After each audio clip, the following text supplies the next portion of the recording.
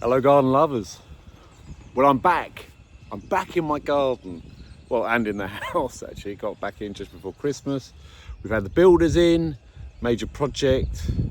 We've had solar, air source heat pumps, double glazing, insulation, all that sort of stuff.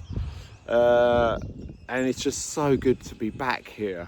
It's beautiful, especially on a day like this. It's a great gardening day. I'd say dry, cold, sunny. It's been very wet here and things feel like they're just starting to dry out, which is great. So if you can hear builders and angle grinders and stuff like that in the background, they launched into Eye of a Tiger a minute ago, singing along with the radio. Yeah, well, I think one of them was even in tune. I guess it means that they're happy, so they can sing along as much as they want. But sound wise, I haven't got my microphones because I can't find them. They're in a box somewhere. Everything's in boxes somewhere and it's all got to be unpacked, so it's all a little bit of a mess. But I'm out in the garden gardening today, which feels fantastic. And the woodland area, there's some lovely crocus coming up through there. There's a few little patches of snowdrops. I'd like to add to the snowdrops, and you plant them in the green, so you plant them, well, when they've just finished flowering, so coming up to that time of year. But this year I've still got the big project. I've got the big things to deal with. Let's go for a little wander around. I had Lloydie on the digger. Yeah, hired a digger for a day and a half. So what we're doing here is Lloyd scraping off the good topsoil. It's about 200 mil, about 8 inches. Separating it out over there, getting down to the clay, and then we're going to lose some of this spoil underneath it, and then put the good topsoil back on top. And so we're going to get some nice gentle mounds that are going to work, you know, with this part of the garden. Actually, it's amazing the difference a digger can make, especially when someone knows what they're doing on it. And I had to put a trench all the way through the garden, as you can see. For a power supply, we need to increase the power. They said they were going to come in sort of March, and now it sounds like actually they're going to come in June. So I'm hoping that I can get a cable down there and backfill it so it's not a complete eyesore until June. But actually this is not the part of the garden that I'm working on at all at the moment. I'm really concentrating my efforts to get one area sort of nailed, and this is the area that I'm working on. I need to get Craig and Justin back to finish this paving.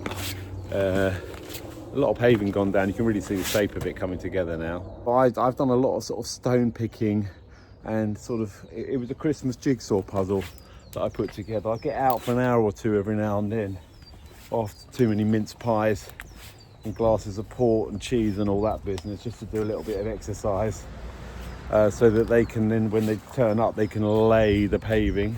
I've also got this area here, which is the big elliptical seating area. There, I've got all the pavers on site for that, and the sand and the cement and everything, which is great. But this is the area that I'm really focusing on. We moved a lot of plants out the way. There was roses. I've planted them over there. They might come back in, and there's some gorgeous roses. And I've been thinking, you know, machinery, when to get it, you know, when to do it by hand. The amount of work that he did in a day and a half would have taken me weeks by hand and been completely exhausting and demoralizing. So it's cheaper, it's more efficient, and sometimes it's worth, you know, planning things around getting machinery in, whatever it might be, turf strippers, you know, a rotavator, a digger. And anyway, thank you, Lloyd, because you've done a fantastic job and helped me move everything on. So I'm now getting in a load of hornbeam whips, and I've got a load of grasses and perennials that I ordered at the same time, because I was getting a delivery from a nursery and they had quite good deals on it. And it's not really the way you should approach garden design, but I just sort of added a load of plants on, and I thought, well, that'll get me going, and it has. And I'm actually really glad that the grasses have still got some foliage on. Often the nurseries cut them back quite hard and you lose that, and you're sort of placing pots around, and you need a lot of imagination, which is fine because I'm used to doing it, but it is quite nice. I can place them, plant them, and then cut them back. I'm in absolutely no rush to get these in the ground, however, because they're in pots and they're growing away nicely. But this is time constrained, really. These are the hornbeam whips that I've bought. I bought 800 of them, and this is the first mound that's gone in, and it's really hard to film. Obviously you can hardly see it, but they are in there and they're gonna be coming into leaf quite soon, and then you will see them really well, and they should hold on to their foliage through a lot of next winter as well. So this is what I would call an organic blob. I've got one there, I've got one there, one there, other side of the path, one through the back there, one on this corner, one the other side of the path there, and they're going to be these sort of soft organic mounds that get clipped and will constantly change, and they're the structure of the garden. I talk about topiary and people go, oh no, don't like topiary. Well, it's not sort of formal topiary, balls and squirrels and pyramids and things like that. This is it's still structural. It's still a structural element to the garden, but it's much more flowing and organic to work with the landscape. But I do want some structure here that's going to hold it together. I wanted to sort of just talk a little bit about whips. Okay, so these are what I've bought. They're bare rooted, as you can see. Actually, this one's in a few minutes. This has dried out a little bit, which I'll get onto it a little bit later. So that one is 40 to 50 centimeters, and then I also bought some that was 50 to 60, but actually some of them go up to about 70. So I've got some different heights I can play with, and the idea is to plant them. I planted them about 35 centimeters apart. I've used this very technical device. It's called a stick, and I've cut it to 35 centimeters. So I just space them out, plant them around the edges first, and then just infill using this stick. It doesn't have to be 100% accurate. I'm just slit planting them in most areas, just creating a slit and then wiggling it, opening the soil up nicely and getting a whip, feeding the roots down, push it down a little bit deeper, and then backfilling. You use a spade, a light tread, not too heavy, just making sure that those roots are in contact with the soil so they're not going to dry out at all. And that's it. In some of the areas where there's really much heavier clay, I've had to sort of dig out a little hole for each plant and then backfill with better soil and compost. You can see exactly the soil mark in the field.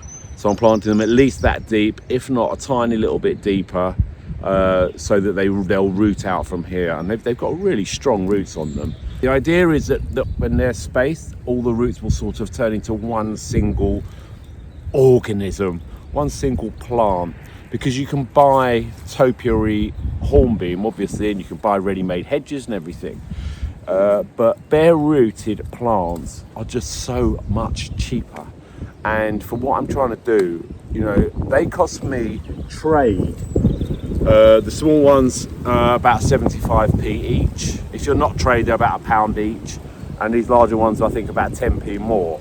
So they're incredible value for money. To plant all these out, say 800 of them, 75p, I don't know, that's like 700 quid or something. Which, if you're buying them in pots or larger plants, you'd be paying, well, it just wouldn't be viable really on a job like this. But at the same time, well, you've seen some of the perennial plants that I bought, but I also bought, I've got to go back. I've also bought some of these because these were £2 each, and they are, they're a good metre, 1.2, that's 4 foot tall. They're Viburnum lantana. I've got 25 of these. I just chucked them on the order because they make a great hedge, and they're for £2 each. You can't really go wrong.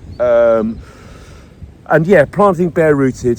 When they turn up, they should be nice and moist. They'll be in a plastic bag, and the key is to not let them dry out. So that's why I got a load in the ground yesterday, and anything that I didn't get in the ground, I healed in over there, so that the roots will stay moist, and that gives me much more time to get them into the ground. You buy bare rooted between about November and March, and obviously the delivery is a lot easier because they're very light. And they're much lighter to handle than pots and everything. So many advantages, but it's all about getting the timing right, getting the season right, and making sure you're ready for it, like I was.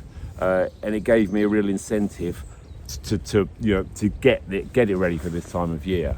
Also, looking back generally at the design, what's quite interesting, or I think it's quite interesting, is that I pretty much stuck with my initial response, as garden designers say, my response to the site.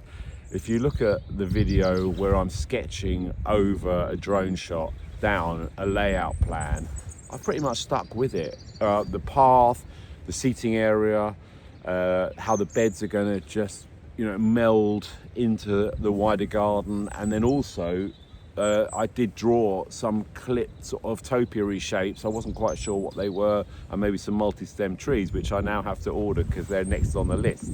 But it's very exciting. So yeah, that's quite interesting. My initial response, I've stuck with, I'm going with it, and there's no going back now.